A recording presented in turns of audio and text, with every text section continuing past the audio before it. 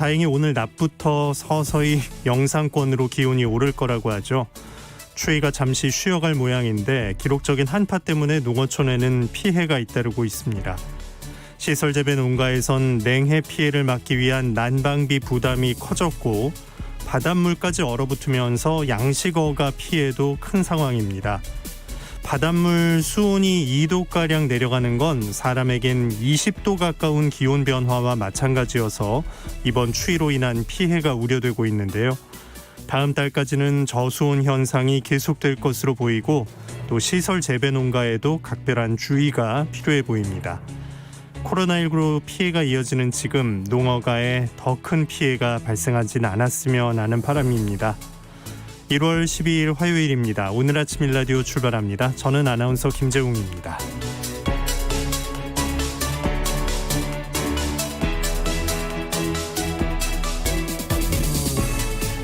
오늘 아침 일라디오 여러분과 함께 만들어가는 시간입니다. 방송 들으시면서 단문은 50원, 장문 100원 드는 유료 문자 샵 9730 이용하실 수 있고요. 유튜브에서 KBS 일라디오 공식 채널 검색해서 들어오시면 채팅창도 마련되어 있습니다. 자, 오늘 화요일 매주 텃밭 가이드로 함께하고 있죠. 도시 농부들의 궁금증을 박영재 관장이 풀어드릴 테니까요.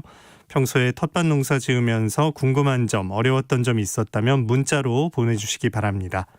자, 그리고 오늘이 토종 씨앗 꾸러미 신청받는 날이거든요. 잠시 후에 방송 들으시면서 안내에 따라 신청해 주시면 되겠습니다. 자, 오늘도 퀴즈로 시작합니다. 세상의 모든 농수산물 퀴즈 새농퀴. 퀴즈 정답 맞춰주신 분들 가운데 추첨을 통해서 30분께 농촌진흥청에서 제공하는 웰빙 혼합 잡곡 세트, 경기농촌융복합산업 인증 제품인 사과즙, 또 모바일 커피 교환권 등 다양한 선물을 드립니다. 정답 보내실 때 저희 프로그램 이름 오늘 아침 일라디오 그리고 정답을 함께 적어 보내주시기 바랍니다. 자, 이번 주 새농퀴 그 두 번째 힌트 지금 나갑니다.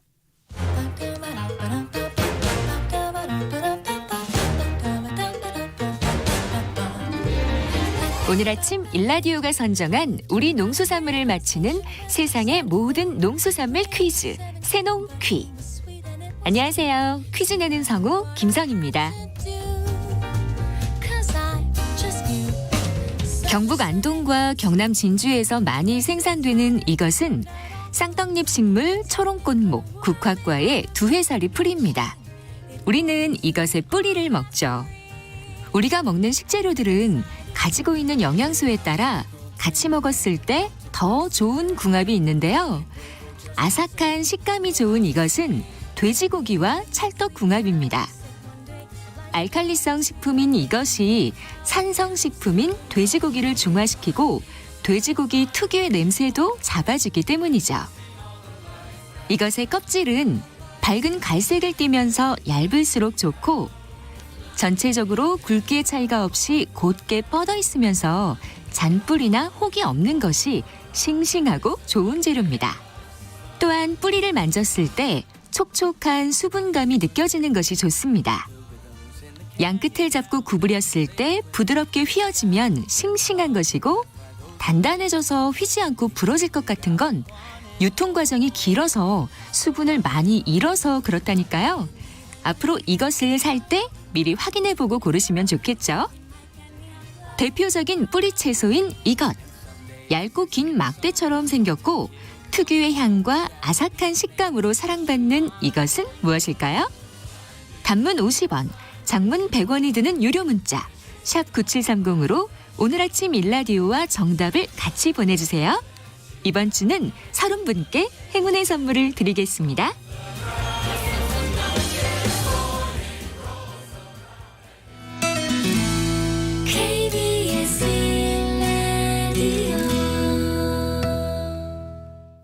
새농퀴 정답 아시는 분들은 단문 50원, 장문 100원 드는 유료 문자 샵 9730으로 보내주시기 바랍니다. 농수산 뉴스로 이어갑니다. 한국농어민신문 이진우 기자 연결합니다. 안녕하십니까? 예, 안녕하십니까? 네. 자, 이제 설 준비를 슬슬 해야 하는데 그 일명 김영란법에서 허용한 농축수산물 선물 상한액을 일시적으로 좀 올려달라 이런 요구가 잇따르고 있어요. 그렇습니다. 지난주 7일이었습니다. 김현수 농식품부 장관과 문성희 해수부 장관이 전현희 권익위원장을 방문을 하고요. 지난해 유례 없었던 자연재해 그리고 코로나19의 장기화로 인해서 농민은 물론 농수축산업계가 어려움을 겪고 있다는 점을 감안해서 현행 부정청탁 및 금품 등 수수의 금지에 관한 법률에 정해져 있는 농수산물과 그리고 농수산 가공품 선물 상한액을 10만 원에서 20만 원으로 일시적으로 좀 상향 조정할 것을 요청한 바 있었는데요. 이어 어제 농협중앙회, 수협중앙회, 그리고 산림종합중앙회하고 중소기업중앙회, 한국농축산연합회 등의 회장, 부회장 등이 다시 권익위원장을 찾아서 같은 내용의 의견을 전달했습니다. 네. 실제 업종 쪽에서 이제 상한액 조정을 좀 요구를 하고 나선 건데 이런 요구가 처음은 아니지만 그래도 이렇게 한꺼번에 다 가는 걸 보면 그만큼 어렵다는 뜻으로 해석을 할 수 있겠네요. 그렇습니다. 이게 상한액 조정에 대한 요구가 이번 코로나19가 발생한 지난해에만 나온 것은 아닙니다. 이전에도 이 상한액 조정을 상향해달라 이런 요구가 있었고요. 더해서 사실 처음 시작될 때는 농수산물과 화분 같은 경우는 청탁금지법에 해당되지 않는 품목으로 해달라 이런 요구도 있었습니다. 네. 그런데 어쨌든 지난해 같은 경우는 연이은 기상이변에 따른 어려움이 있었고요. 또 코로나19로 인해서 농어촌이 큰 어려움을 겪었기 때문에 말씀하신 것처럼 그런 의미가 좀 있었을 것 같고요. 여기에 대해서 설이나 추석 같은 명절에 선물로 소비되는 농수축산물 이 양이 또 많기도 했기 때문에 이런 요구가 지속적으로 나왔습니다. 네. 지난 명절을 떠올려 보면 추석 때 일시 상향을 했었는데 효과가 분명히 있었죠. 그렇습니다. 이게 농식품부가 지난 추석에 시행됐던 농식품 선물 가액 완화 조치 이기에 따라서 전년 대비해서 평균 매출액이 한 7% 정도 늘었고요. 또 10에서 20만 원 구간의 선물 매출도 10.3% 증가했다. 이런 통계를 내놓은 바 있었습니다. 일시적 규제 완화 조치가 실제 농수산물 소비에 긍정적 효과를 나타냈다는 건데요. 그리고 또 코로나19로 인해서 피해가 발생하는 다양한 사회적 약자를 대상으로 해서 정부가 재난지원금을 지급을 해오고 있지만은 실제 농어민을 대상으로 한 지원은 특별하게 눈에 띈 것이 없었다는 점도 좀 감안을 해서 좋은 결과가 있었으면 좋겠습니다. 네. 이제 시간 싸움의 성격도 좀 있는데 조정이 될 거라면 좀 빨리 얘기가 나와야 하지 않나 이런 바람도 좀 같이 내비쳤죠. 그렇습니다. 이게 설이 지난 이제 내달 12일이 이제 설입니다. 한 달 채 지금 남지 않은 상황인데요. 지금부터 본격적으로 선물 세트 구성이 또 들어가기도 하기 때문에 코로나19 상황에서 만약에 농어민을 위한 조치를 할 것이라면 하루속히 좀 이루어져야 실제 소비 진작 효과로도 이어질 수 있다 이렇게 볼 수 있겠습니다.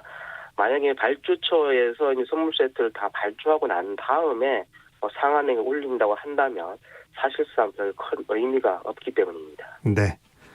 자, 해수부에선 설을 앞두고 선원 임금을 상습적으로 체불하는 선박 소유주에 대해서 특별 근로감독을 실시한다는 소식이네요. 그렇습니다. 이게 선원법을 좀 먼저 말씀을 드리면 이렇습니다. 말씀하신 그 내용을 골자로 해서 선원법 시행령이 내달 19일부터 시행에 들어가게 되는데요.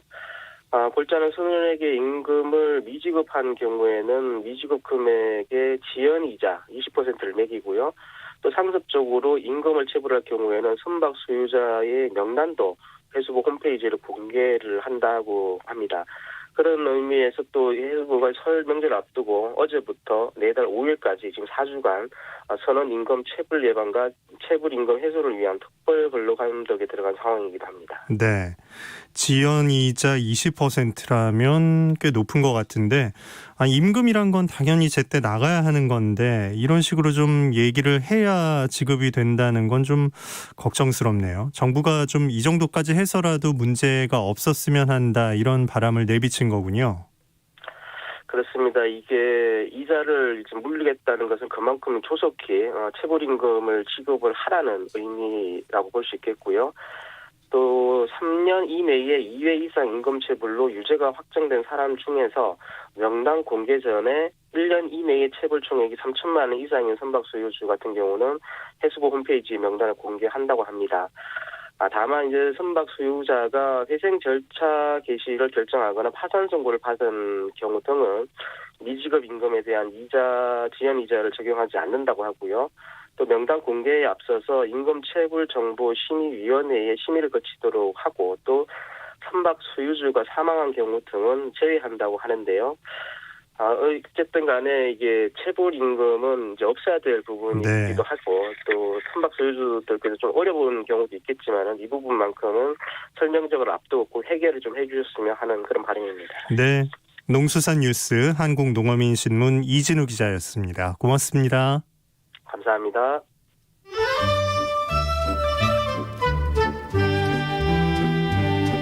아침을 깨우는 정겨운 이야기가 있습니다. 매주 월요일부터 토요일 오전 6시 15분 KBS 오늘 아침 일라디오.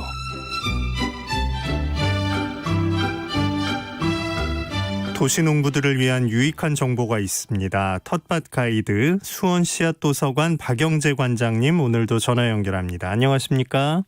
네, 안녕하세요. 네, 진짜 큰 추위가 지나갔어요. 근데 어제까지에 비하면 오늘 좀 이제 풀릴 거라고 하는데 이렇게 내내 좀 추웠다가 기온이 오를 때 우리가 또 텃밭에 좀 특별히 신경 쓸 부분이 있을까요? 네, 저는 매일 텃밭을 둘러보긴 하는데요. 눈이 쌓여 있어서 보온제 역할을 좀 해주고 있는 것 같아요.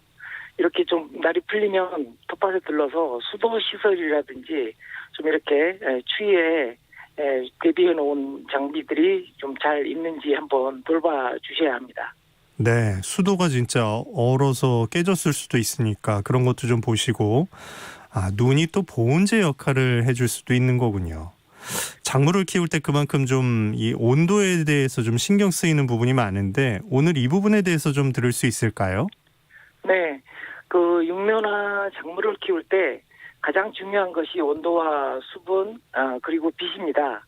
오늘은 그것을 어떻게 관리해야 하는지에 대해서 말씀드리도록 하겠습니다. 네, 온도와 수분 그리고 빛 이 세 가지를 좀 빠짐없이 잘 맞춰줘야 작물이 잘 자랄 수 있겠군요. 네, 어린 모종을 키우는 육묘를 할 때는 적절한 온도를 유지해 줄 수 있는 가온 시설이 있어야 합니다. 전통적인 방법으로는 양열 논상이라고 부르는 것이 있는데요. 위로는 햇볕이 만들어내는 열을 이용하고 아래로는 미강에 미생물을 넣어서 만든 열을 이용하는 겁니다. 그런데 이 양열 논상을 만드는 과정이 좀 까다롭고 또 집에서는 이렇게 할 수 없는 형편이라서 여기에 대해서는 다음에 별도의 시간을 가지고 다시 알려드리도록 하겠습니다. 네. 그러니까 육묘의 전통 방식으로 양열 온상이 있는데 이건 좀 따로 시간을 빼서 배워야 될 것 같고 그러면 이 가정에서도 할 수 있는 방법으로는 다른 게 있다는 얘기시잖아요? 네. 육묘용 보온 매트라고 하는 게 있습니다. 육묘용 매트, 육묘용 가열 매트 이렇게 검색하시면 인터넷으로도 쉽게 구매하실 수 있습니다. 전열선을 지그재그로 짜서 그물망 모양의 매트에 고정시킨 형태로 되어 있는데요. 온도를 또 조절할 수 있도록 이렇게 되어 있습니다. 육묘용 매트가 따로 있군요. 그러면 이걸 전기로 하는 거잖아요? 네. 전기로 하는데요. 이렇게 누전이 되지 않도록 잘 관리된 제품이라서 좀 추천을 해드리고요. 형태는 약간 다르지만 이건 아래에다 두고 열을 전달하는 방식으로 똑같습니다. 보통 시설하우스 안에서나 가정에서 활용할 수 있고요. 이걸 사용할 때는 맨 아래에 단열재를 깔아서 아래에서 올라오는 이 차가운 기운을 이렇게 막아줘야 되고요. 네. 그 위에 육묘용 보온 매트를 올리고 육묘용 트레이를 올린 다음에 그 다음에 다시 비닐을 덮어줘야 열기가 빠져나가는 것을 막을 수가 있습니다. 그러니까 단열재 하나를 깔고 그 위에 이 보온 매트를 깔고 코드를 꽂고 그 위에 이제 트레이를 놓고 그 위에 또 비닐을 덮는 거군요. 네, 맞습니다. 흙에서 싹이 나지 않는 상태에서는 흙 위에 비닐을 붙여서 덮어도 되지만 싹이 나오면 터널 모양을 만들어서 그 위에 비닐을 덮어줍니다. 틀을 이걸 심을 넣어서 그 위에 비닐을 덮어야겠네요. 예. 네. 그러면 이제 작은 비닐하우스가 생긴다 이렇게 생각을 하면 될까요? 네, 맞습니다. 밤 기온이 많이 떨어지는 초기에는 이 비닐 위에 또 이불을 덮어주기도 합니다. 야, 이 침대랑 비슷하네요. 맨 밑에 뭐 깔고 전기장판 놓고 또 이불도 덮고 이런 방식으로 만들어 놓는다고 하면 그 안에 기온이 어떻게 변화하는지도 좀 살펴야겠어요. 네, 밤에도 15도 이상은 유지될 수 있도록 해야 합니다. 온도를 측정하기 위해서는 온도계가 있어야 하는데요. 최저 기온을 알 수 있는 영어 U자 모양의 온도계를 사용합니다. 이 온도계는 육묘 중에 항상 지켜보지 않더라도 온도가 어느 정도의 범위에서 변하는지를 알 수 있게 해줍니다. 매일 관찰하고 가운데 리셋 버튼을 눌러주면 현재 온도로 맞춰집니다. 외부 온도에 따라서 내부 온도를 조절을 해줘야 하는데요. 이런 온도를 항상 이렇게 온도계를 통해서 주의 깊게 관리하시면 됩니다. 이게 U자형 최고 최저 기온을 한 번에 볼 수 있는 걸 일단 구하시고 계속 볼 수 없으니까 그걸 이제 때때로 확인하면서 기온이 떨어지면 더 올려주고 이제 낮아지면 좀 빼주고 이런 방식을 쓰면 되겠네요. 온도 관리가 쉽지 않네요. 어쨌든 육묘용 보온 매트가 있다는 사실 잘 활용해 보시라고 말씀드리고요. 온도 관리는 그럼 이 정도면 될까요? 좀 계속 네. 몇 시간 간격으로 보는 걸 추천하십니까? 보통 아침에 일찍 보시면 가장 좋고요. 밤 기온을 알 수가 있으니까요. 예. 그 다음은 수분 관리입니다. 네. 육묘 시작 단계에서는 흙이 머금고 있는 수분도 이렇게 충분해야 하고 공기 중의 습도도 높게 관리해줘야 됩니다. 싹이 나오고 나서는 뿌리도 나오기 때문에 물을 줄 때 충분히 주되 겉표면 정도가 마르게 유지해줘야 합니다. 너무 물을 많이 주면 습해서 흙에서 녹조류가 발생하게 됩니다. 흙이 초록색으로 변하는 모습을 볼 수 있는데요. 모종에 좋지 않은 영향을 주게 됩니다. 충분히 주는데 표면은 마르도록. 그럼 물이 잘 빠지게 배수 관리에 신경을 써야겠네요. 네. 그래서 밑바닥이 평평한 것보다는 약간 이렇게 벤치 형태로 있는 육묘상을 두는 게 좋고요. 밑에 물이 고이지 않게 하는 것도 이렇게 해서 물이 고이지 않게 하는 게 좋은 방법입니다. 마르지 않게 하되 고이지 않게도 이렇게 해야 한다는 말입니다. 그거를 그 흙 속을 들여다볼 수는 없으니까 어떻게 판단을 할 수 있을까요? 육묘상자 밑을 자주 확인하시는 방법이 가장 좋고요. 물을 주는 시기를 알아내려면 물을 충분히 준 상태에서 육묘 포트를 이렇게 들어보면 좋습니다. 그 무게를 기억해 두는 것이죠. 항상 물 줄 때마다 이렇게 들어보는 것이 기억하는 좋은 방법입니다. 너무 가벼우면 이제 물을 줘야 합니다. 줄 때는 아래로 물이 흐를 정도로 충분하게 줘야 합니다. 이거를 무게로 기억을 하면 되겠네요. 물 무게가 상당하니까 이게 줄 때가 됐는지를 무게로 기억하시라. 좋은 정보입니다. 그러면 물은 이제 흠뻑 줘서 밑으로 좀 물이 나올 때까지 그렇게 주면 되는 거군요. 네, 맞습니다. 그리고 물을 주는 시간은 아무래도 그 낮 시간이 좋고요. 그리고 수돗물을 받아둬서 육묘상의 온도와 맞춰서 줘야 너무 차가운 물은 안 됩니다. 낮 시간 중에 줘서 낮 동안 물이 열을 흡수하면 밤에 온도를 떨어지는 것도 막을 수 있게 합니다. 네. 그리고 이렇게 물을 충분히 준 다음에는 한낮에 바깥 기온이 적당하게 올라갔을 때 덮었던 비닐을 걷어내고 통풍도 시켜줘야 합니다. 내가 얘를 잘 키워내겠다 생각을 하면 이렇게 계속 보고 물도 주고 이제 통풍도 시켜주고 이런 걸 이제 어렵지 않게 하실 수 있을 겁니다. 자, 다음으로 이제 빛 관리가 남았네요. 네. 시설하우스 안에서라면 걱정할 일이 없지만 집 안에서 육묘를 할 경우에는 창으로 들어오는 햇볕이 충분하지 않을 수 있습니다. 그리고 또 햇볕이 충분히 들어오는 베란다와 같은 곳은 또 기온이 너무 낮기 때문에 네. 안으로 들여놓을 때에도 햇볕을 대신해줄 다른 장치가 필요합니다. 야, 이게 진짜 우리 집이 어느 향이냐, 뭐 구조가 어떻게 돼 있느냐에 따라 다 달라질 것 같은데 하루에 몇 시간 정도 이제 빛을 받는 게 충분한지를 이걸 잘 모르겠어요. 보통 한 8시간 정도는 충분하게 빛을 받아야 합니다. 네. 그만큼 충족이 안 되면 이제 인공적인 방법을 써야 하는군요. 네, 맞습니다. 요즘은 실내에서 작물이나 화분을 키우는 분들이 많아서 이런 분들을 위해서 LED로 만든 식물등이 따로 있습니다. 빨간색과 초록색 LED 패널로 만든 것인데요. 효과가 좋습니다. 광도도 조절할 수 있고 빛이 비치는 시간도 이렇게 조절할 수 있도록 되어 있습니다. 또 요즘은 핸드폰 앱이 있어서 이렇게 햇빛의 강도 이런 것을 광도를 측정할 수 있게 되어 있거든요. 만에서 한 2만 정도 룩스의 정도에 맞추면 작물이 아주 잘 자랍니다. 네, 만에서 2만 룩스. 식물등이란 것도 한번 좀 알아보시면 좋겠네요.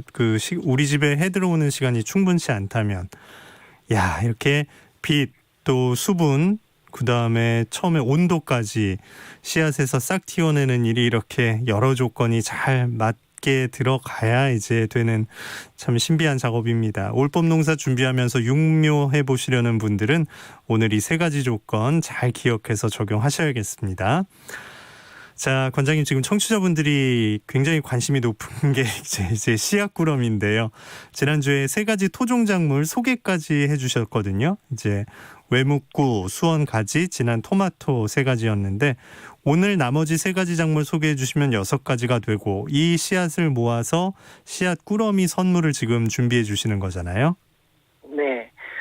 토종 씨앗에 관심을 가져주시고 또 이렇게 직접 작물을 키워보겠다고 신청하시는 분들이 많이 계셔서 기분이 아주 좋습니다. 네. 오늘 신청하신 분들 중에 30분께 토종작물 씨앗 6가지 들어있는 꾸러미를 가정으로 보내드리도록 하겠습니다. 네, 그럼 기대감을 잔뜩 안고 나머지 3가지 작물 소개도 좀 들어보겠습니다. 어떤 건가요?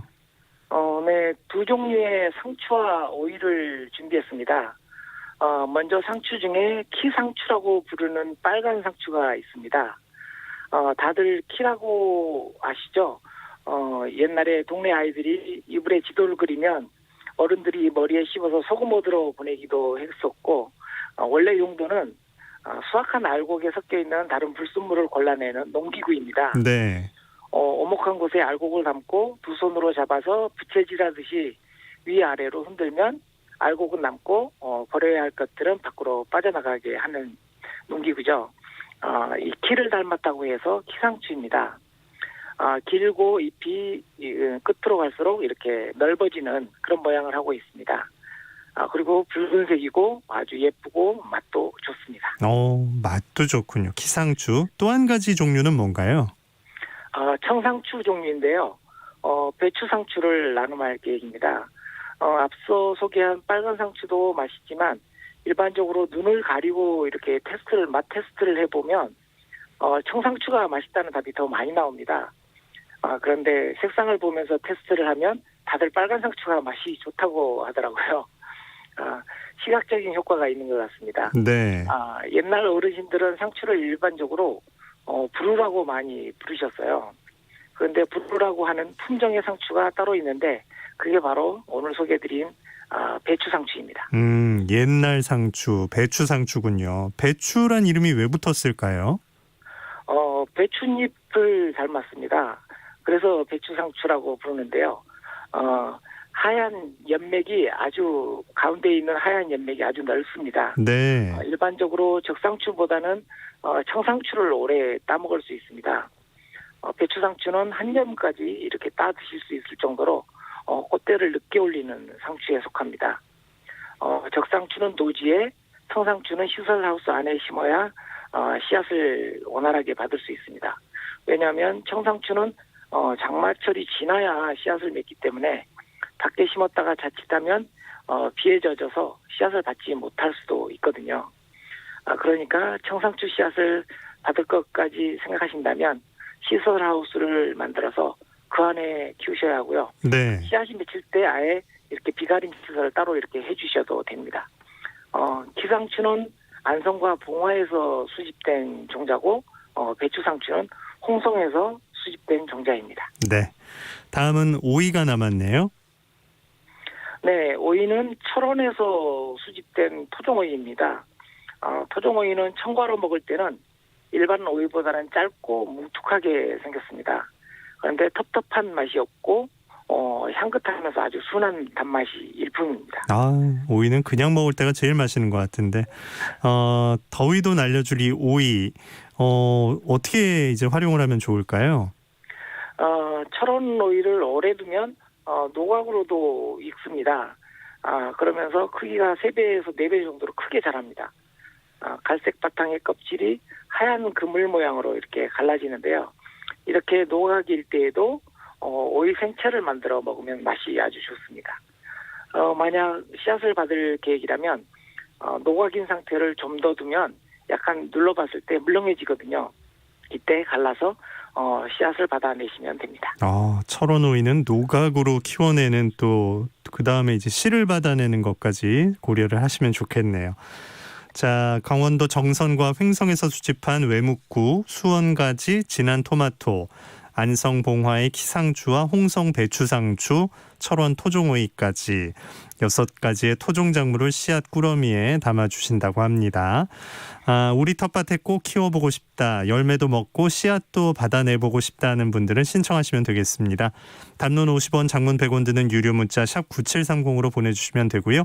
오늘 아침 일라디오 토종 씨앗 이렇게 말머리 달아서 신청해 주시면 30분께 이제 담아서 보내드리겠습니다. 자, 관장님, 그 텃밭 수도가 언 경우가 많은데 그건 어떻게 녹이는 게 좋은가요? 좀 기다리는 게 제일 낫긴 할 텐데 급하다면 어떤 식으로 녹이나요? 저도 이제 이렇게 얼어 있는 것들은 뜨거운 물로 이렇게 부어서 한 다음에 네. 잘 닦아줍니다. 또 부은 물이 또 이렇게 얼어붙을 수 있어서 그렇게 하고, 보통 이제 아까 말씀드렸던 보온 매트처럼 이렇게 감아서 전기로 열을 내는 그런 이제 녹여주는 장비들이 있습니다. 이런 것들을 활용하기도 합니다. 네, 유튜브 유백수님의 질문이었는데요. 답변 감사합니다. 도시농부들을 위한 텃밭 가이드 수원 씨앗도서관 박영재 관장과 함께했습니다. 관장님 고맙습니다. 네, 감사합니다. Good morning. Good morning. 좋은 아침을 맞는 법 KBS 오늘 아침 일라디오. Good morning. Good morning.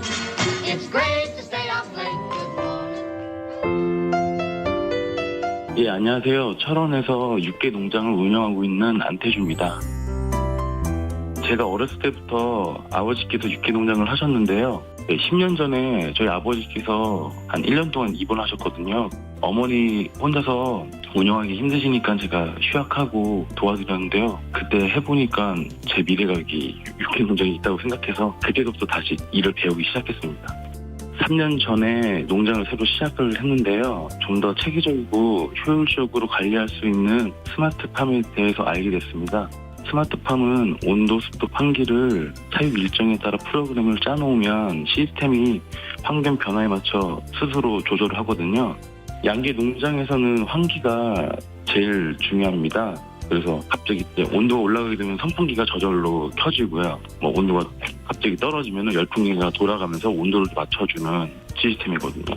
아직까지는 위쪽으로는 AA 병균이 이게 오질 않아서 다행히 되고 있는데, 만약에 저희 근처로 오게 되면은 이동 제한이 걸려가지고요. 못 나가게 되고요. 사료나 그런 거에 대해서 관리가 좀 힘들어질 수도 있습니다. 그 차장 소독 시설이 지금 물로 되어 있거든요. 그래서 겨울철에는 그게 얼어버릴 수도 있어서 관리가 좀 힘들어요. 근데 요즘 최근에 운무를 해가지고 겨울철에도 잘 소독이 되는 시설이 나왔다고 하더라고요. 그래서 그런 거를 좀 업그레이드 해줄 수 있으면 어떤가 생각했습니다. 작년에는 코로나로 너무 힘든 시기였습니다. 근데 21년은 새해에는 좀 이전에 소중한 일상으로 돌아갈 수 있게 소망합니다. 그리고 고병합성 AI를 막기 위해 앞으로도 농장 방역을 철저히 할 계획입니다.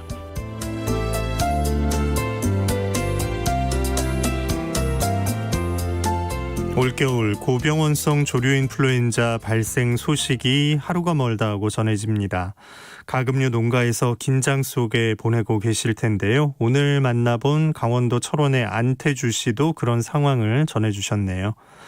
아버지의 양계농장 돕다가 그 안에서 자신의 미래와 기회를 찾았다는 이야기가 인상적인데요.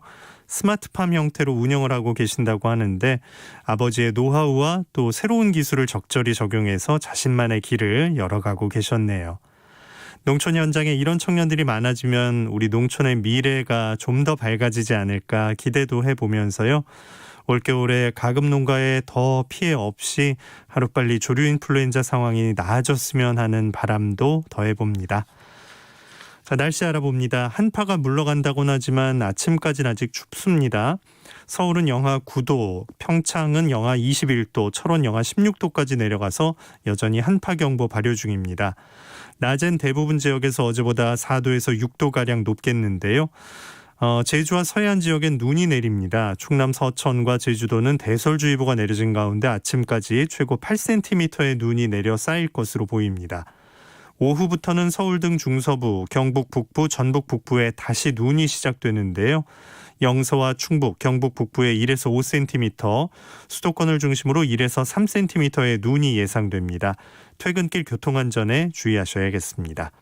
오늘 아침 일라디오 함께하고 계신 지금 시각은 6시 46분입니다.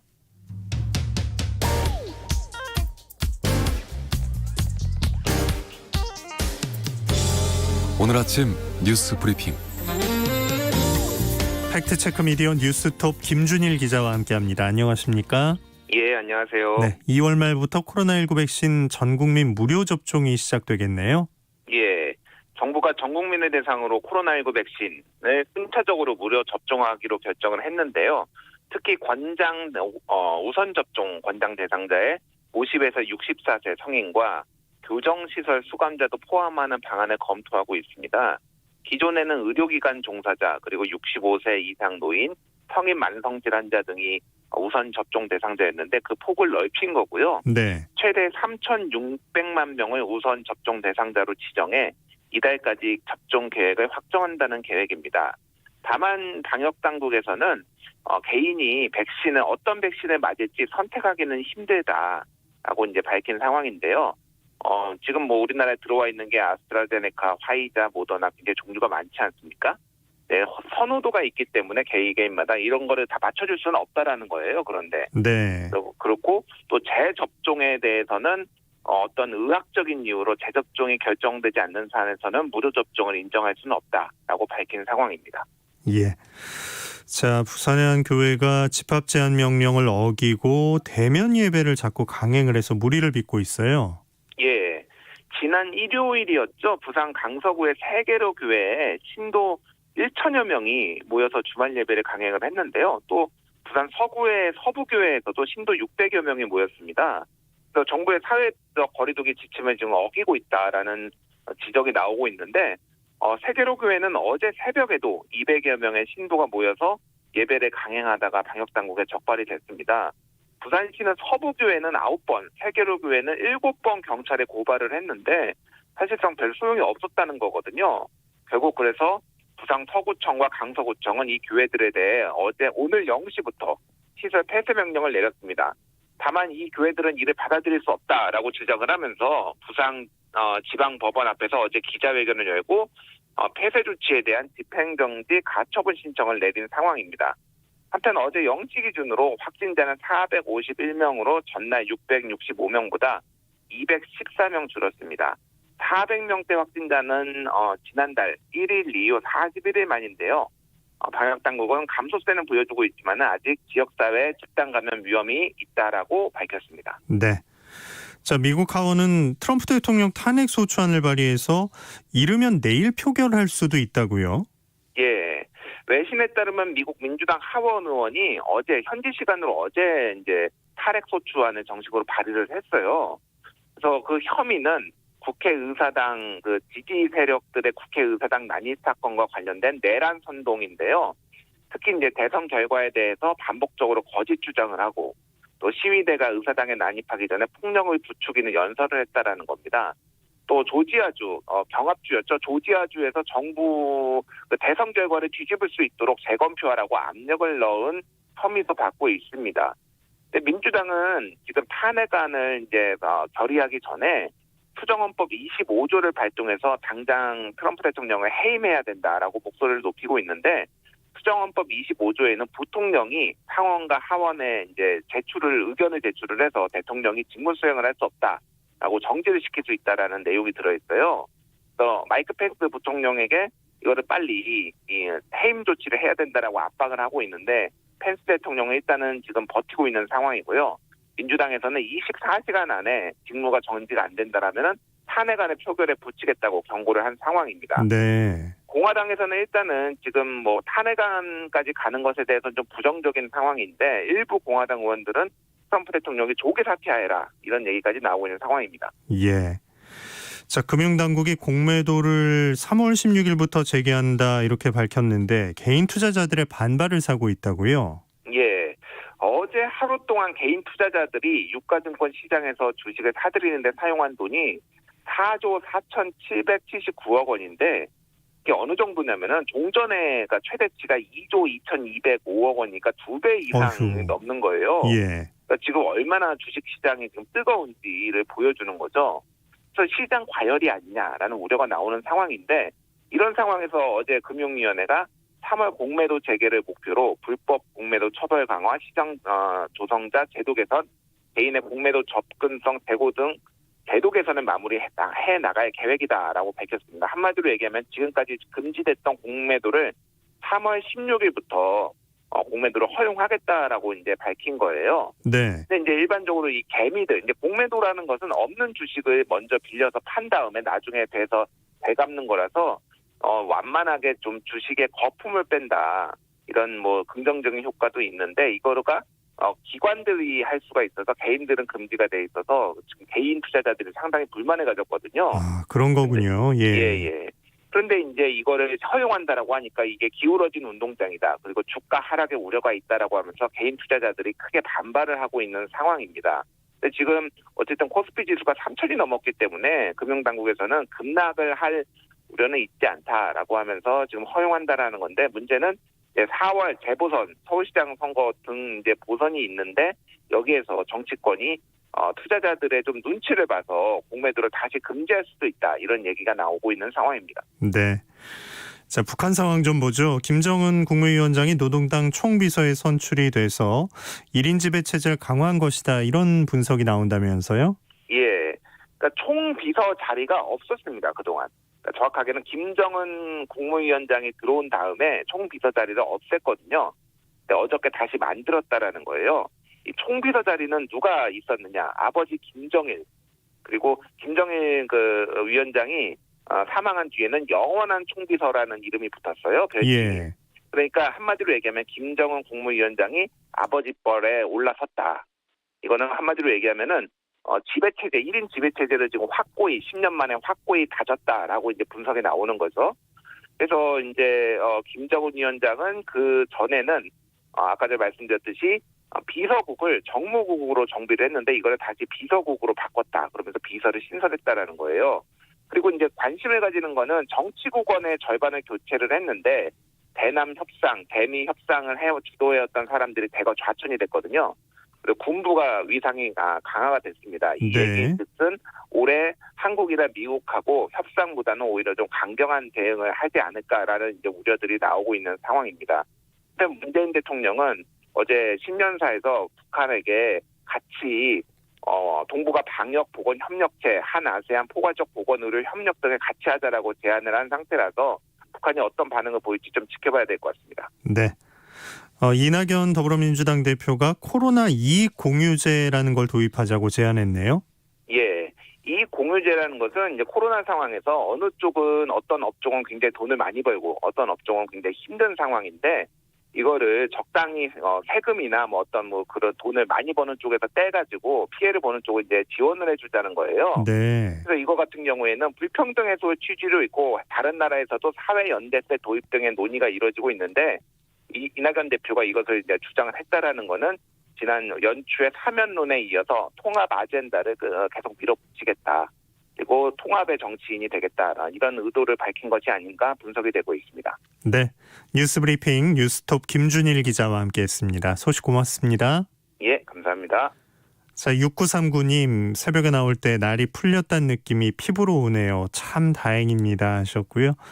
5011님 매일 아침 아내 출근을 도우면서 오늘 아침 일라디오 청취합니다. TV는 6시 내 고향, 라디오는 오늘 아침 일라디오라고 해주셨네요. 고맙습니다. 0896님 여긴 광주입니다. 날이 좀 풀어진 것 같네요. 이어폰 끼고 마을 안길에 눈 치우러 나가고 있어요 하셨습니다. 네, 눈이 많이 내렸죠. 광주 쪽에 아직도 눈 제설 안 된 곳을 또 새벽에 치우러 나가시는 그 마음이 참 고맙습니다. 자, 오늘 아침 일라디오 화요일 순서 함께 하셨습니다. 저는 아나운서 김재웅이었고요. 내일 아침 이 시간에 다시 찾아오겠습니다. 청취해 주신 여러분 고맙습니다.